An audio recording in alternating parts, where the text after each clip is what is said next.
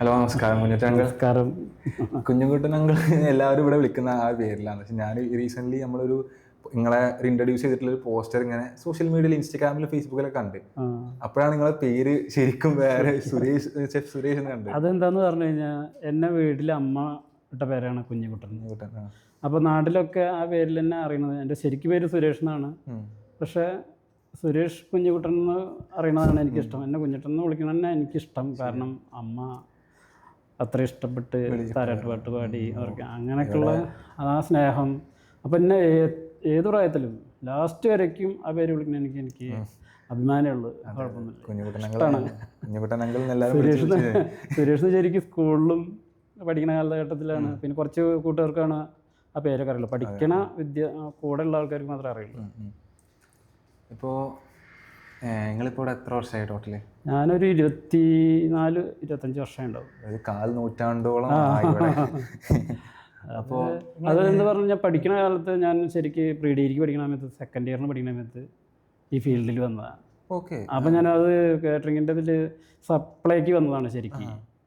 ഞാനവിടെ ഞങ്ങളുടെ നാട്ടിലൊരു ക്ലബ്ബുണ്ട്. ക്ലബിൻ്റെ വാർഷികത്തിന് ഒരു പരിപാടി നടത്താൻ വേണ്ടിയിട്ട് അതിൻ്റെ പിരിവിൻ്റെ ഇതിനോട് അനുബന്ധിച്ച് സപ്ലൈക്ക് വന്നിട്ട് ആ കാശ് അതിലേക്ക് ഉപകരിക്കും പറഞ്ഞിട്ട് ഞങ്ങൾ കുറച്ച് പേര് അവിടെ നിന്ന് വന്നതാണ്. അപ്പോൾ അങ്ങനെ ഈ സദ്യ സപ്ലൈ ചെയ്തു, ഫുഡൊക്കെ കഴിച്ചു, ഇഷ്ടമായി, ഫുഡൊക്കെ ഇഷ്ടമായി. അങ്ങനെ ഒരു തവണ വന്നതാണ്. പിന്നെ ഇതിനിടയ്ക്ക് വന്നിട്ട് പിന്നെ വർക്കിനായിട്ട് വന്നു തുടങ്ങി. സർവീസ് നിർത്തിയിട്ട് പിന്നെ വർക്കിനായിട്ട് വന്നു തുടങ്ങി. സാമിയാനെ നമ്മളെ കണ്ട് ഇഷ്ടപ്പെട്ട്, പണിയൊക്കെ കണ്ട് ഇഷ്ടപ്പെട്ട് സ്ഥിരമായിട്ട് നിൽക്കടാ എന്നൊക്കെ പറഞ്ഞിട്ട് സാമി ഇവിടെ പിടിച്ച് നിർത്തി. ഒരു പ്രീ ഡിഗ്രി എന്ന് പറഞ്ഞാൽ 19-18 മാക്സിമം പോയി 19 വയസ്സ്. അപ്പോൾ കണ്ണൻ സ്വാമിനെ അറിയപ്പെടുന്ന തന്നെ പാലടക്കണ്ണൻ എന്നുള്ള പേരാണ്. പാലടക്കണ്ണൻ എന്ന് പറഞ്ഞാൽ ഇപ്പം എല്ലാവർക്കും അറിയാം, എല്ലാവർക്കും ഭയങ്കര ഫെമിലിയർ ആയ ആ പേര്. അപ്പം കണ്ണൻ സ്വാമി എന്ന് പറഞ്ഞാലും പാലടക്കണ്ണൻ എന്ന് പറഞ്ഞാലും ഇന്നിപ്പം തൃശ്ശൂർ നല്ല അറിയണ ഒരുപാട് പേര് ഇപ്പം ഈ പാലടനെ ഇങ്ങനെ ഫേമസ് ആക്കിയ ഒരു വ്യക്തി ഉണ്ടെങ്കിൽ അത് സ്വാമി തന്നെ. കാരണം പറഞ്ഞാൽ എല്ലാവരും പായസം വയ്ക്കുന്നുണ്ട്, ഇപ്പം എല്ലാ കേട്ടറിലും പായസം വയ്ക്കുന്നുണ്ട്. പക്ഷെ ആ പായസം എത്ര നല്ലതാക്കി കൊടുക്കുക എന്നുള്ളത്, എത്ര നന്നാക്കി കൊടുക്കണമെന്നും സ്വാമിയാണ് അത് പഠിച്ചതും പഠിപ്പിച്ചതും. എന്നെയൊക്കെ പഠിപ്പിച്ചത് സ്വാമി തന്നെയാണ്. കാരണം പറഞ്ഞാൽ ആ പായസം എത്ര നല്ല രീതിയിൽ ആക്കണം, അതിൻ്റെ എത്ര ടേസ്റ്റി ആക്കണം, സ്വീറ്റി ആക്കണം എന്നൊക്കെ പറഞ്ഞിട്ട് അതൊക്കെ സ്വാമി പഠിപ്പിച്ചിട്ടുള്ള കാര്യമാണ്. അതന്നെയാണ് ഇപ്പോൾ നടത്തിക്കൊണ്ടിരിക്കുന്നത്. അതിൽ ഒരു മാറ്റം അല്ല. നമ്മൾ നേരത്തെ രാഹുലേട്ടനോട് സംസാരിച്ച സമയത്ത് രാഹുലേട്ടൻ പറഞ്ഞു ഇവിടുത്തെ പാലട പ്രഥമൻ എന്ന് പറഞ്ഞാൽ അത് ഐക്കോണിക് ഡിഷ്, ഐക്കോണിക് തന്നെ പറയാം. ഇവിടുത്തെ ടോപ്പസ്റ്റ് സാധനം എന്ന് പറയുമ്പോൾ സദ്യം പാലടയാണെങ്കിൽ പാലട അങ്ങനെ തന്നെയാണ് ആൾക്കാർ കാണുന്നത്.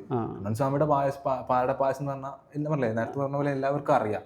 അപ്പം ഇവിടെ അങ്ങനെ രാഹുലേട്ടൻ സംസാരിച്ച രാഹുലേട്ടൻ പറഞ്ഞു നിങ്ങൾ മിൽക്ക് മേഡ് യൂസ് ചെയ്യാറുണ്ടോ പലരും ചോദിക്കാറുണ്ട്. അപ്പോൾ രാഹുലേട്ടൻ പറഞ്ഞു ഞങ്ങളെ മിൽക്ക് മേഡ് ഞങ്ങൾ സ്വന്തം ഉണ്ടാക്കണം. അത് മിൽക്ക് മേഡ് യൂസ് ചെയ്യണമെന്ന് ചോദിക്കാൻ കാരണം എന്ന് പറഞ്ഞാൽ ഈ പായസത്തിൻ്റെ കളർ കാണുമ്പോഴാണ് പായസം കുറുകിയിട്ട് അടയിട്ട് സാധാരണ കളറിലാവണം. ആ പഞ്ചസാരയും പാലും കൂടിയിട്ട് കുറുകിയിട്ടുള്ള ആ കളറാകുമ്പോഴാണ് ഈ മിൽക്ക് മേഡ് യൂസ് ചെയ്യണ്ടോ എന്നുള്ളൊരു ഡൗട്ട് തോന്നുന്നത് മറ്റുള്ളവർക്ക്. പക്ഷേ മിൽക്ക് മേഡ് കഴിക്കുമ്പോൾ വേറൊരു ടേസ്റ്റ് സ്ഥിരമായിട്ട് പാലട കഴിക്കുന്നവർക്കറിയാം, മനസ്സിലാവും, കറക്റ്റായിട്ട് അറിയാം. പിന്നെന്താ ഷുഗറായിട്ടും അതിൻ്റെ വേറൊരു, അതിൽ മിൽക്ക് മേഡിൽ നല്ല ഷുഗറും പിന്നെ വേറൊരു ടേസ്റ്റും ഉണ്ട്. ഇപ്പോൾ പക്ഷെ പായസം ആവണതിൻ്റെ സാധാ പായസം ടേസ്റ്റ് വേറെ. നമ്മുടെ പായസം കുടിച്ചപ്പോൾ മനസ്സിലായി. ഇപ്പോൾ കണ്ണൻ സ്വാമിയുടെ അടുത്തു നിന്നാണ് നിങ്ങൾ ഈ പാലട ഇത് പഠിച്ചിട്ടുള്ളത്. അതെ, ഞാൻ ഇവിടെ വന്നിട്ട് സത്യം പറഞ്ഞാൽ ഇപ്പോൾ ആ ഒരു അതേ ഇപ്പം എല്ലാവരും പറഞ്ഞു അതേ ഒരു ടേസ്റ്റാണ്, അതേ ഒരു രീതിയാണ് എപ്പോഴും ഫോളോ ചെയ്തത്. അപ്പം നിങ്ങളിപ്പോൾ യൂഷ്വലി ഇപ്പോൾ ഈ ഒരു രീതി ഫോളോ ചെയ്യുക കുറേ കാലങ്ങളായിട്ട് ഫോളോ ചെയ്യാന്ന് പറയുമ്പം ഞാൻ ചോദിക്കും ഇപ്പം മിൽക്ക് മേഡ് ഉണ്ടാക്കിയിട്ട് പലതും ചെയ്യുന്നവരുണ്ടാവില്ല. നമ്മളിപ്പോൾ ഇത്രയും ഒരേ ഇപ്പം പറഞ്ഞ പോലെ ഈ രാവിലെ നീച്ച് ഇത് കറക്റ്റ് ഇപ്പം നിങ്ങൾ നേരത്തെ പറഞ്ഞു, മറ്റേ നമ്മളെ നേരത്തെ ഇൻ്റർവ്യൂ സമയത്ത് പറഞ്ഞാൽ മതി, നിങ്ങളിത് എങ്ങനെയാണ് അത്രയും നേരത്തെ എണീറ്റിട്ട് ഇത് വീണ്ടും പ്രിപ്പയർ ഡെയിലി തന്നെ ചെയ്യാൻ പറ്റുന്നത്? അത് നമ്മൾ പായസം ഉണ്ടാക്കാൻ ചുരുങ്ങിയത് ഒരു 4-5 മണിക്കൂർ വേണം. 5 മണിക്കൂർ പായസം ഉണ്ടാകാൻ വേണം. അപ്പോൾ ആ ടൈം കറക്റ്റ് ചെയ്തിട്ട് നമ്മൾ എണീക്കുക. ആദ്യമൊക്കെ എന്ന് പറഞ്ഞു കഴിഞ്ഞാൽ ഫോണൊന്നും ഇല്ലാത്ത കാലത്ത് നമ്മൾ ഒരു ടൈമിൽ എണീക്കണം പറഞ്ഞിട്ട് കിടക്കും. നമ്മൾ ആ ടൈമിൽ എണീക്കും, കറക്റ്റായിട്ട് എണീക്കും. കാരണം പറഞ്ഞാൽ എന്താ മൈൻഡിലുണ്ടാവും ഇത്ര സമയത്താവണോ, അല്ലെങ്കിൽ സ്വാമി അല്ലെങ്കിൽ സദ്യ ഉണ്ടാക്കി കൊണ്ടുപോകുമ്പോൾ സമയം വൈകും. അപ്പോൾ നമ്മൾ ആ ടൈമിന് എണീക്കും. പിന്നെ ഫോണൊക്കെ ഉള്ളപ്പോൾ ഫോണിൽ അലാറം വയ്ക്കും. നമ്മൾ ഉറക്കത്തിൽ പെടണ്ട എന്ന് വിചാരിച്ചിട്ട് അലാറം വെച്ച് എണീക്കും. അപ്പോൾ ഒരു 5 മണിക്കൂർ നമ്മൾ കണക്ക് കൂട്ടിയിട്ട് എണീക്കുക. ഇപ്പോൾ ഇവിടെ ഇപ്പം ഏകദേശം എല്ലാ ദിവസവും പാലടപ്രഥമൻ എല്ലാ ദിവസവും ഇവിടെ ഉണ്ട്. കാരണം അത്രയും ആവശ്യക്കാരതിനുണ്ട്, എന്നുണ്ട്. ഞങ്ങൾ ഇപ്പം ഞാൻ നേരത്തെ പറഞ്ഞു ഈ ഓണം സീസൺ അല്ലെങ്കിൽ ഓണം എന്ന് പറഞ്ഞാൽ ആൾക്കാരുടെ മൈൻഡിലേക്ക് വരിക പായസം, സദ്യയാണ്. ഏതൊരു മലയാളി അത് യാതൊരു ഇത് അല്ലേ അതോ ഒന്നും ഇതില്ല. അത് ഓണം എന്ന് പറഞ്ഞു കഴിഞ്ഞാൽ നമ്മൾ ഓണം വിറ്റും കാണം വിറ്റും ഓണം ഉണ്ടെന്ന് പറയും. അപ്പോൾ നമ്മൾ വയറിനെ നമ്മൾ എന്തായാലും മറക്കില്ല, ആർക്കും വിടാൻ പറ്റില്ല. അപ്പോൾ നമ്മൾ എന്തൊക്കെ ജോലി ചെയ്താലും നമ്മളെന്തിനാ ഭക്ഷണം. അപ്പോൾ അത് എല്ലാവരും ഓർമ്മയിൽ.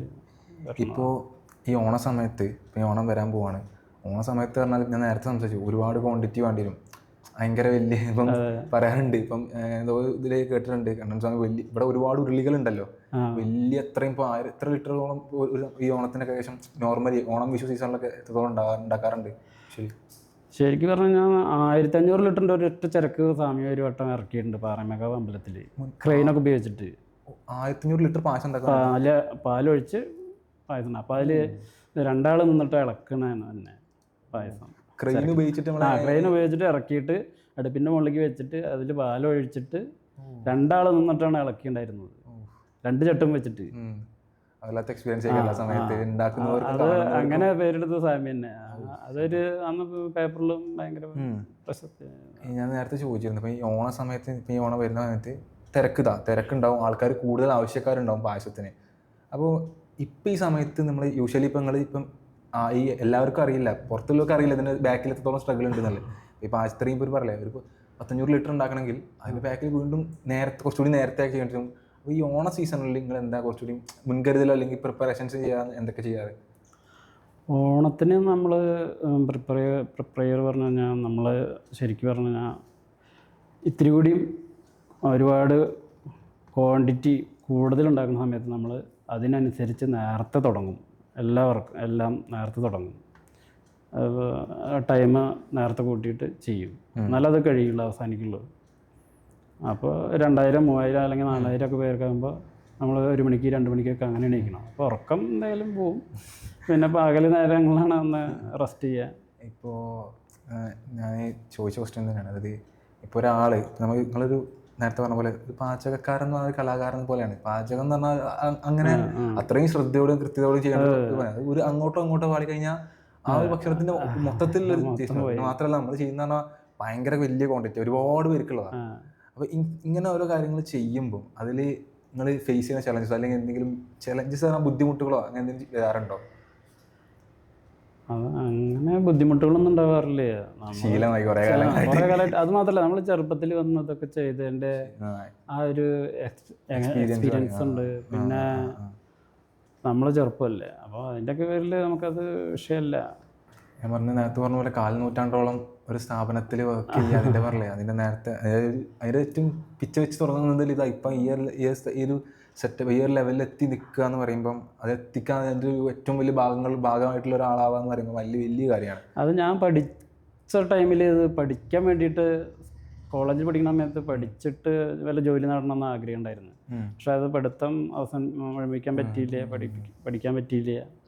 എക്സാമിൽ 2 അതിൽ ഫെയിലായപ്പോൾ അത് എഴുതിയെടുക്കാൻ വേണ്ടിയിട്ട് ഞാൻ കാശുണ്ടാക്കണം വിചാരിച്ചിട്ട് കാശ് എടുത്തിട്ട് എഴുതിയെടുക്കാൻ വേണ്ടിയിട്ടാണ് ഞാൻ ഈ ഫീൽഡിൽ വന്നത്. പക്ഷേ ഇവിടെ വന്നപ്പോൾ ഈ സദ്യയും കാശൊക്കെ കിട്ടുന്ന തുടങ്ങിയപ്പോൾ പഠിപ്പ് മൈൻഡിൽ നിന്ന് പോയി. അങ്ങനെ ഉണ്ടായിരുന്നു. അതെ മനസ്സിലായി.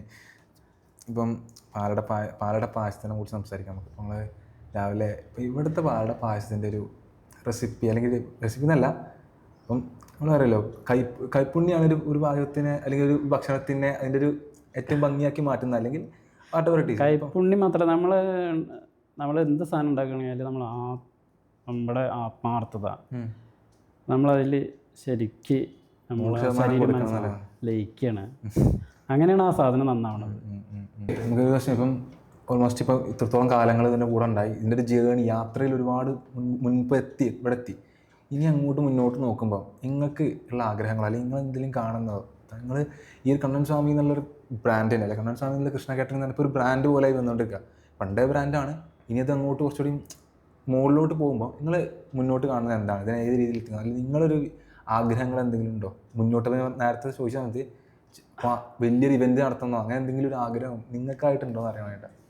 അങ്ങനെ വലിയ ആഗ്രഹങ്ങളൊന്നുമില്ല. നമ്മൾ ഈ വർക്ക് ചെയ്യുമ്പോൾ നമ്മൾ എത്ര കാലം വർക്ക് ചെയ്യണ്ടോ ആ ചെയ്യണ കാലം നമ്മൾ ചെയ്യുന്ന വർക്ക് നന്നായിട്ട് നല്ല ടേസ്റ്റി ആയിട്ട് കൊടുക്കണം ഫുഡ് എന്നുള്ള ഒരു ആഗ്രഹമാണ്. ഇപ്പോൾ കണ്ണൻ സ്വാമിൻ്റെ കയ്യിൽ നിന്ന് പഠിച്ച് ആ വിദ്യകളിപ്പം സെയിം വിദ്യകളിപ്പോൾ ചെയ്തുകൊണ്ടിരിക്കുന്നത്. അപ്പോൾ കണ്ണൻ സ്വാമിയുടെ കൂടെ നിന്ന് പഠിച്ചൊരു എക്സ്പീരിയൻസ് അത് അദ്ദേഹത്തിന് പറഞ്ഞു തന്നിട്ടാവാം അല്ലെങ്കിൽ അദ്ദേഹത്തിന് കണ്ടിട്ടാവാം അദ്ദേഹം ചെയ്യുന്ന കാര്യങ്ങളിൽ ഇൻസ്പയർ ആയിട്ടാവും, അതൊക്കെ എങ്ങനെ ഉണ്ടായിരുന്നു? സ്വാമി ഭയങ്കര സ്നേഹവും അതുമാതിരി ദേഷ്യവും ഒക്കെ ഉള്ള ആൾ തന്നെയാണ്. അപ്പോൾ തെറ്റ് കണ്ടു കഴിഞ്ഞാൽ ദേഷ്യപ്പെടും, ചീത്ത പറയുകയൊക്കെ ചെയ്യും. എന്നിരുന്നാലും സ്നേഹമുണ്ട്, കാര്യങ്ങൾ നല്ല വ്യക്തമായിട്ട് പറഞ്ഞു തരും. അതേപോലെ തന്നെ കൊണ്ടേ നടക്കണം, അതേപോലെ തന്നെ ആവണം എന്നുള്ള വാശി സ്വാമിക്കുണ്ട്. അതൊന്നും ഒരു മാറ്റം സ്വാമി സമ്മതിക്കില്ലേ. നമുക്ക് എന്തെങ്കിലും അങ്ങനെ ചെയ്യാം ഇങ്ങനെ ചെയ്യാമെന്ന് വിചാരിച്ചാലും സ്വാമി സമ്മതിക്കില്ലേ. സ്വാമി അത് ശ്രദ്ധിക്കും. അതൊക്കെ തന്നെയാണ് ഇപ്പോൾ ഈ ഫീൽഡിൽ ഇങ്ങനെ നിൽക്കുമ്പോൾ നമുക്കൊരു സന്തോഷം.